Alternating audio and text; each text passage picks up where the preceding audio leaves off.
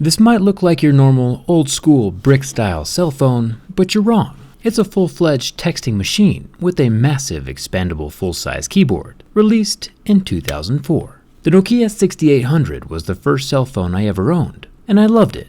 I think we should open it up and see what it looks like from the inside. Let's get started.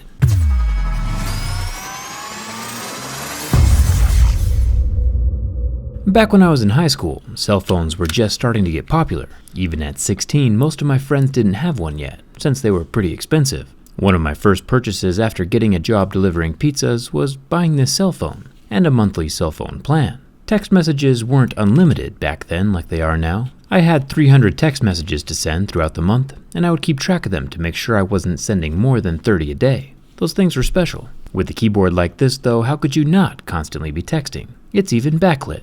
This phone was ahead of its time for sure. The Nokia 6800 had all the latest and greatest features. Messaging, a 10-number call history, a note-taking app, it even had games. 2 of them. Bounce was a good one. The 1.7-inch CSTN display was a passive LCD matrix instead of a more modern, active LCD matrix. So there was considerable ghosting and a slow response time, not quite as good as the ROG or Razer Phone 2. It does have a calculator though. The full-size keyboard is the main selling point. Flipping the phone in half allowed me to bypass the normal T9 texting of my inferior peers and get both thumbs rocking at full speed, while I enjoyed each of my 300 text messages every month. Definitely got all the ladies with this one. Most scale of hardness wasn't one of my main concerns at the time, although a little scratch on my 2004 flagship probably would have bothered me quite a bit. I did get over that fear eventually. The screen is made from plastic, meaning that it can get scratched by basically anything in your pocket. In fact, the whole thing is made from plastic. Just like every other phone back then. It never crossed my mind to take my phone apart. Back in 2004, YouTube wasn't a thing back then, but it is now, so here we are.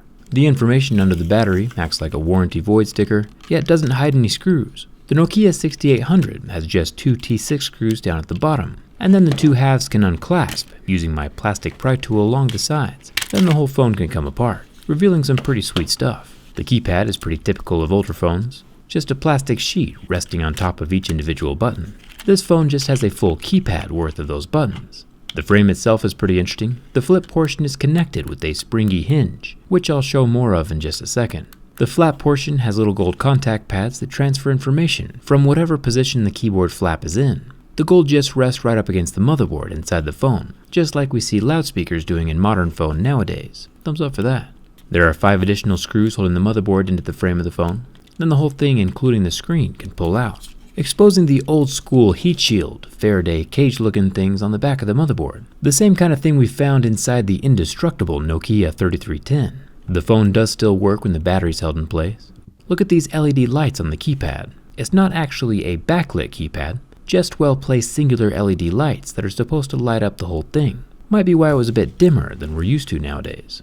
Down here at the bottom below the clear plastic LED keypad light redirector, we get the proprietary headphone jack. Yep, this long golden contact pad looking thing was the headphone jack. The circular 3.5 hole was actually for the phone charger. Times were different. The micro USB standard wasn't introduced until 2007, and the USB-C standard we use nowadays was more 2014. A universal charging method is a very good thing. The vibrator motor is also down here, supported in the white rubber sheath. It spins the eccentric rotating mass around really fast to produce the vibrating effect. I used this phone for about 2 years before switching over to my first camera phone, the Sony Ericsson K608i, and then finally getting my first smartphone, a BlackBerry Pearl, in 2009. I'll slap the 2 halves of the phone back together, making sure I didn't install the keyboard flap completely backwards, because that would be super embarrassing. While I'm back in here again though, check out the spring hinge. As the keyboard flips up to rest against the top of the phone, the springs allow the hinge to flex up, and then pulls the whole flap tight again back against the phone body with the 4 springs in each of these little squares. Pretty smart.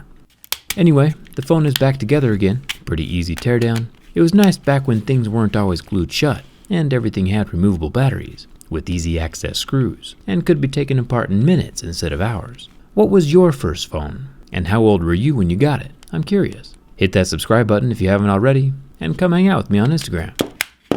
Thanks a ton for watching, and I'll see you around.